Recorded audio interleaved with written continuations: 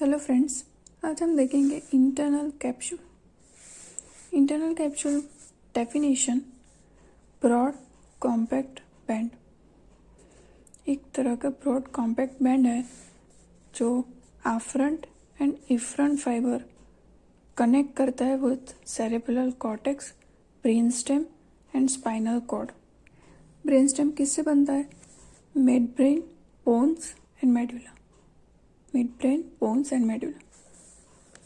आगे देखें तो सेरेब्रल कॉर्टेक्स से सेरेब्रल हेमिस्फीयर जो फॉर्म में जाता है वो कोरोना रेडिएटा उसके फॉर्म में जाता है। ठीक है, सेरेब्रल कॉर्टेक्स से सेरेब्रल हेमिस्फीयर उसका फॉर्म कोरोना रेडिएटा। देन उसका जो लार्ज पोर्शन ऑफ आईसी जो फॉर्म करता है वो थैलेमिक रेडिएशन है। Large portion of internal capsule, thalamic radiation. Situation वहाँ कहाँ सिचुएट करता है?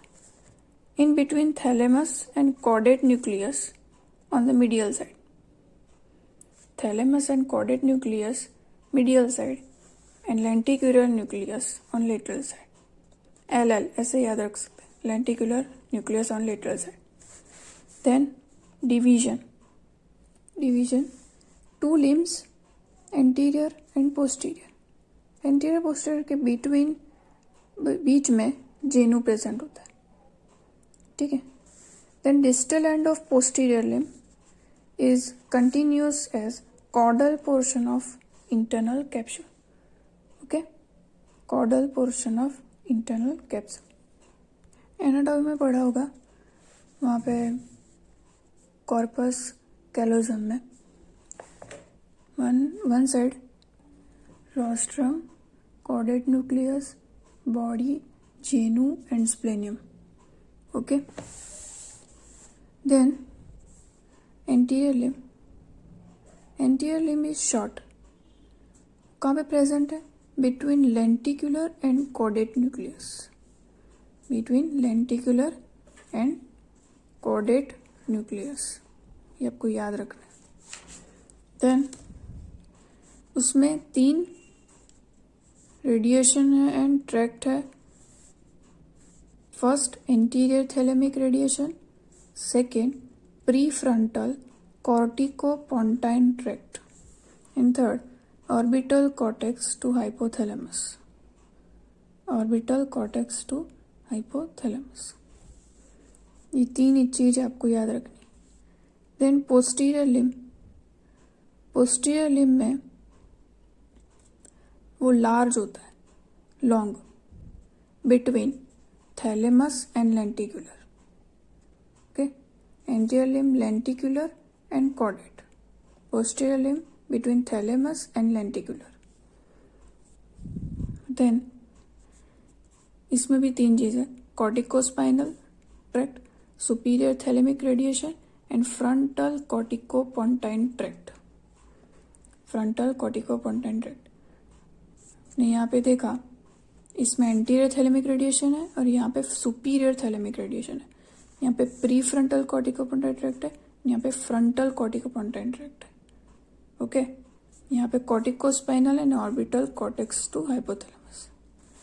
देन हम देखेंगे जीनू जो है सिचुएट कहाँ करता है? Between anterior and posterior limb and contains corticobulbar tract. Then caudal portion में रेट्रोलेंटिकुलर पोर्शन है, इंक्लूड करता है posterior thalamic radiation. Okay, retrolenticular portion है, इंक्लूड पोस्टीरियर थैलेमिक रेडिएशन। यहाँ पे कॉर्टिकोबल्बर ट्रैक्ट कंटेन। देन यहाँ पे 3 कंटेन है, ये अभी समझा है मैंने। ठीक है। Then applied effect of lesion in anterior limb lesion. तो कहाँ लीजन होती है? थैलेमोकॉर्टिकल एंड फ्रंटोपोंटाइन में लीजन होती है। ठीक है, और उससे वाइड स्प्रेड एबिलिटी हो जाती है, sensory and motor functions are lost. Okay, then effect of lesion in posterior limb, वो सिर्फ सेंसरी को ज़्यादा इफेक्ट करती है।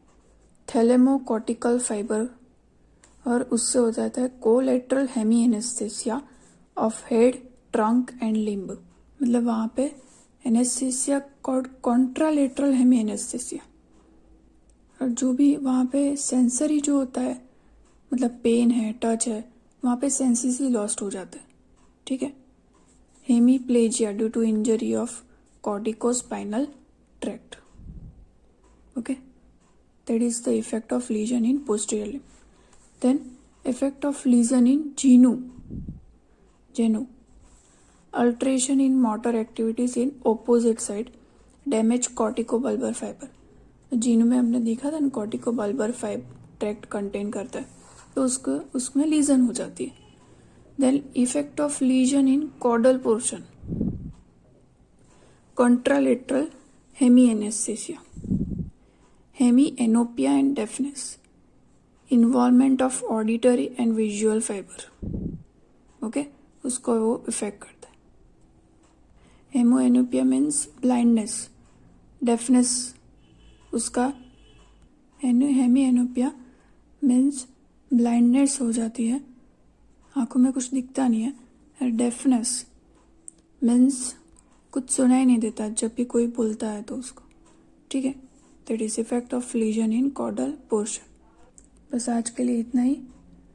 वीडियो अच्छी लगी हो तो लाइक करें, एंड कोई भी डाउट हो तो कमेंट करें।